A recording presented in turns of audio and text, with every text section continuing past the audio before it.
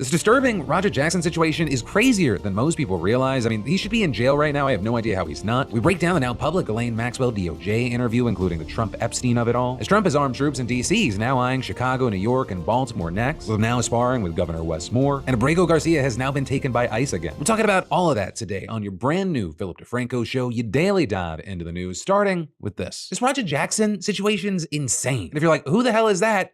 Yeah. So he's Rampage Jackson's son, who if you're not in that world, Rampage Jackson, very famous fighter. I guess now he's also a streamer. You have Raja Jackson, who's streaming. He's also an MMA fighter. And, he wants to make a name for himself that's outside of his father's name. And well, I guess mission accomplished, because his name is out there, though it's not for good reasons. Because there was an event being held on Saturday by Knox X Pro Entertainment and Academy in Los Angeles, and it was getting streamed on Kick. And at the start of the stream, you had Raja and a wrestler by the name of Psycho Stu encountering each other. With Stu, seemingly as a work, right, something for the story for the event, smashing a beer can on Raja's head. With things then getting pretty tense, but Stu apologizing a few times, explaining that he thought Raja was a worker, aka another wrestler. I'm sorry, bro. Hey, it's gonna all work out. I appreciate it. I didn't know. I thought you were a worker. I get it. We're gonna work it out. Well, he's gonna come out on your mat, too. I know you keep thinking we're working. We're always working. Right, with that last bit there, you can see that people involved in the event, they're trying to turn that into something in the ring, or where they can organize a way for the two of them to work it out on the mat. Then another person outlets have identified as wrestler AJ Mana seemed to suggest that Raja get real payback. Even when we are working like that, you don't, and That's what I'm saying. But he doesn't know him like that. He's a fucking idiot. So when you run in on his, you can give him his receipt. Or with the receipt being, like a real hit. And on the stream, you even had Raja saying, like, we'll be good if I get my lick in. And at various points on the stream, Raja seems to think he's serious about fighting back. No, I'm beating this guy's ass, bro. And while you do have multiple outlets saying that there was supposed to be a scripted response from Raja, he eventually said during the stream, Ain't no script, bro. It's not gonna be scripted. I'm telling you that right now. I promise you. If they told me to hit him and just leave, somebody will pull me off of him will leave. I'm telling you. I'm gonna hit him as many times as I can. Watch. I'm not gonna fake it. He also responded to people in the chat a lot, as it seems they were egging him on. How many subs to knock him out? That's a good question. I don't know. 50 subs, knock him out.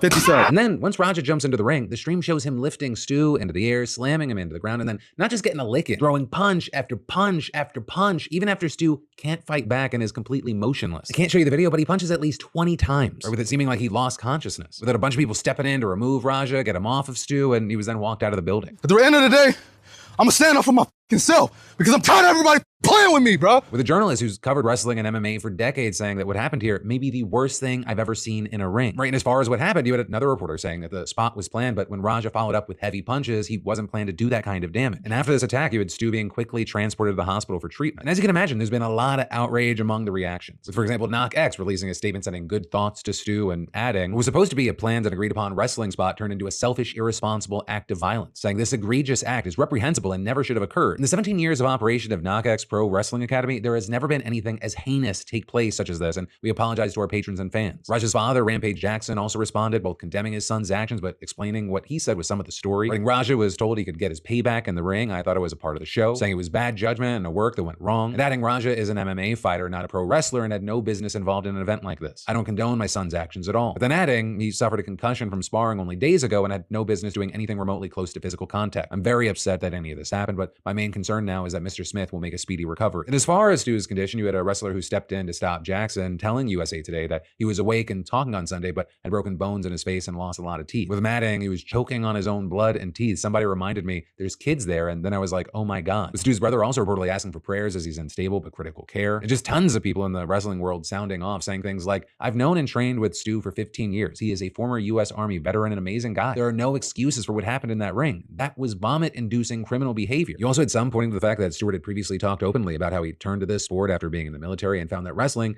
gave him structure, brotherhood, a way to channel his energy and fight through the battles within. I mean, you even had the likes of Mr. Beast chiming in, offering help to Stewart, saying this hurts to see, especially because I read he was a veteran that used wrestling as an outlet to get over PTSD. Genuinely, if anyone connected to him knows of a way I can help, please reach out. And then with all this, you had some accusing Raja of nearly killing Stewart and arguing he should face charges, which on that note, a spokesperson for the LAPD did tell multiple outlets that they're investigating the incident, but they didn't give any further details. And then as far as other potential consequences, it seems like Raja has been suspended from streaming on Kick for violating the platform's guidelines. And while of course, I'd love to know your opinion, whether you agree or disagree, disagree with me, I gotta say, this motherfucker belongs in jail. I've seen some people saying, oh, well, he got rage baited into it, whether it be that other wrestler talking about receipts or people in his chat going like, oh, you're soft. But I don't know, call me crazy. I don't think, Your Honor, I got triggered is a defense. Your Honor, Clout Goblin 69 said I was a soft boy, so I had to let him know I'm not. And the way he continued to pummel this man while he looked unconscious, I don't know how you argue that's not attempted murder. Because again, having a fragile ego is not a legal defense. From Stu's apology and the handshake to just the assault, it's just documentation of what very much appears to be premeditation. But as far as what should happen versus what will happen, we're gonna have to wait to see. And of course, in the meantime, I'd love to know your thoughts. But then next up, while we're on the topic of people who should be locked up, we've got to talk about Ghislaine Maxwell because her interview with the DOJ is now public and there's a lot to dive into. And where we'll start is with the Donald Trump of it all. Did you ever observe President Trump receive a massage? Never. I think they were friendly like people are in social settings. I don't think they were close friends, or I certainly never witnessed the president in any of, I don't recall ever seeing him in his house, for instance. I actually never saw the president in any type of massage setting. I never witnessed the president in any inappropriate setting in any way. The president was never inappropriate with anybody. In the times that I was with him, he was a gentleman in all respects. And did you ever hear Mr. Epstein or anybody say that President Trump had done anything inappropriate with masseuses or with anybody in your world? Absolutely never. Now with that, of course, we're seeing a lot of skeptical reactions because arguably she has a lot to gain by saying this. Right? Maxwell is currently serving a 20-year prison sentence. She's already expressed her desire to be pardoned, and Trump said publicly, I'm allowed to pardon her. So even though Deputy Attorney General Todd Blanche prefaced the interview with this, by you meeting with us today, we're really just meeting. I'm not promising to do anything. I'm not promising to ask Judge Nathan or any of the judges that's been assigned to your case to do anything. We're just talking. You have many arguing that the promise doesn't have to be stated or written down on paper, that it's just obviously implied. And with that, you have people pointing to how in the interview, Maxwell even really seemed to butter up Trump. President Trump was always very cordial and very kind to me. And I just want to say that I admire his extraordinary achievement in becoming the president now. And I like him. And I've always liked. And of course, you're seeing this as Maxwell has now already been transferred to a famously cushy prison for white-collar criminals in Texas, and we still have no explanation for why that happened. But also, with Maxwell, she didn't just exonerate Trump. She threw a bucket of cold water on the idea that Epstein kept some kind of client list. There's no list. There's no list of people getting massages. I can barely recall all the people. And there's no list. There was never a list. There was no, or certainly none that I ever saw, none I ever heard of, none that I ever witnessed, there's no list.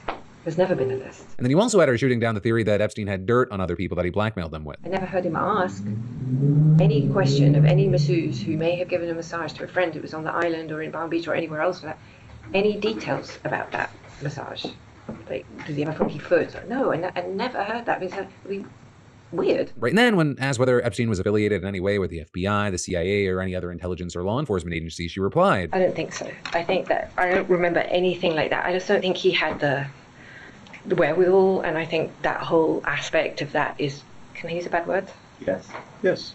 Bullshit. You know, while you had many skeptical of what this woman who has been charged with perjury is saying, she did throw at least one thing out there that Trump's people have been trying to fight. I do not believe he died by suicide, no. Do you have any speculation or view of who killed him? No, I don't. Why would somebody kill him in prison?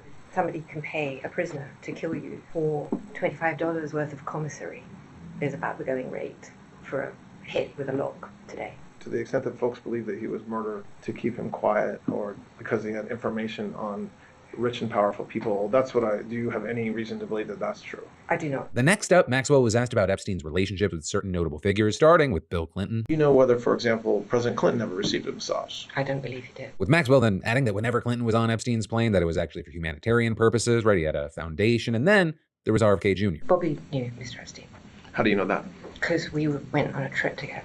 We went to dinosaur bone hunting in the Dakotas. I want to say 93, 94. But then notably here, she later added, I never saw anything inappropriate with Mr. Kennedy. And then lastly, you had Maxwell talking about herself, repeatedly denying that she saw anything suspicious. Him being physical with women. I did see that, but nothing that was not consensual. I'm not saying that Mr. Epstein did not do those things. I don't feel comfortable saying that today, given what I now know to be true. So I'm not here to defend him. But what I can say is that I did not participate in that activity. Right, and then Maxwell, she also made this very specific denial. I've never recruited a masseuse from Mar-a-Lago. And that, of course, is notable because Virginia Giuffre claimed to have been recruited by Maxwell at Mar-a-Lago when she was a spa attendant there. But Maxwell also seemed to address some of Giuffre's allegations more directly, calling bullshit on the claim that Prince Andrew had sex with a victim whose name was bleeped out of the interview, but appears to be Giuffre. And Maxwell even said that she believes a notorious photo of that victim and Prince Andrew together is, quote, literally fake. But then, with all of this, you have the family of Giuffre, who took her own life this year, having responded to the interview, saying, during Todd Blanche's bizarre interview, she is never challenged about her court-proven lies, providing her a platform to rewrite history. This travesty of justice entirely invalidates the experiences of the many brave survivors who put their safety, security, and lives on the line to ensure her conviction, including our sister. Though with that, it does appear like very soon we're going to be hearing from Giuffre again. Right, and that because her memoir is going to be published on October 21st, with its publisher saying that it'll include new details about her experiences with Epstein and Maxwell's associates, including Prince Andrew. Though they also added that the book contains no allegations of misconduct involving President Trump. But also, even if we don't get anything earth-shattering out of the Maxwell interview or the Giuffre memoir, of course, there's still the holy grail of the evidence, which is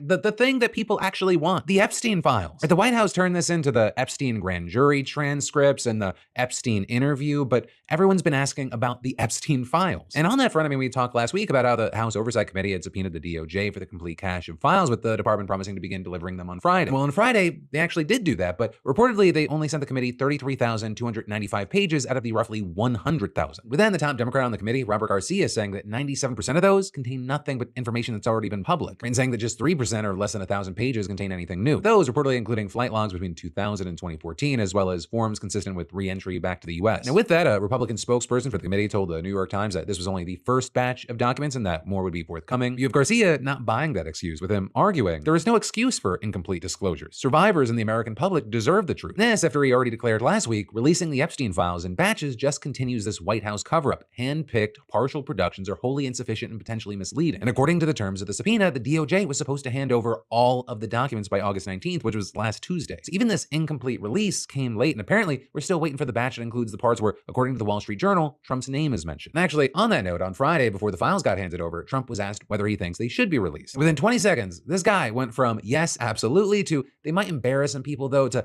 I don't care, do it anyway, to it's all a hoax. They wanted to release. People shouldn't be hurt, but I'm in support of keeping it totally open. I couldn't care less. You got a lot of people that it could be mentioned in those files that don't deserve to be. People, because he knew everybody in Palm Beach. I don't know anything about that, but I have said to Pam and everybody else, give them everything you can give them, because it's a Democrat hoax. That's just a hoax. The whole Epstein thing is a Democrat hoax. But of course, with all that said, this is going to be something we keep our eyes on, especially because in the meantime, Ro Khanna and Thomas Massie are still full steam ahead with their plan to force a vote in the House next month that could compel the DOJ to release the files. And today, the House Oversight Committee subpoenaed Epstein's estate for his will, any disclosure agreements he signed, the non-prosecutorial agreement he signed in 2007, and any document that could be a potential client list, phone logs, and visitors logs. With the committee's chairman, James Comer, also announcing that Alex Acosta, the former prosecutor who gave the infamous plea deal to Epstein back in 2008 and later served as Trump's first-term labor secretary, will appear for a transcribed interview next month. And then we're going to dive even deeper in just a minute. But first, let me ask, do you remember that doctor's appointment that you've been avoiding? You know, the one that's been on your list since, 2022? Maybe it's a dentist appointment for your biannual cleaning, or the annual checkup that is now a triannual checkup, or the rash. It's definitely not getting any better. Which I'll say, no judgment. We all procrastinate. But here is the deal. Our sponsor, ZocDoc, they make it stupid easy to book a doctor's appointment. Because ZocDoc is a free app and website where you can search, compare high-quality in-network doctors, and click to instantly book an appointment. You can filter by insurance, location, and choose a doctor who's a perfect fit. And ZocDoc has over 100,000 doctors across every specialty: mental health, dental, dermatology, urgent care, you name it. Once you find the right doctor, you can book an appointment instantly. And I'm talking 24 to 72 hours or same-day appointments. No more waiting forever to get in. It's quick, it's easy, and it gets you back on track. I personally use ZocDoc. It was definitely a lifesaver when I moved in the last year. As I'm getting older, I'm realizing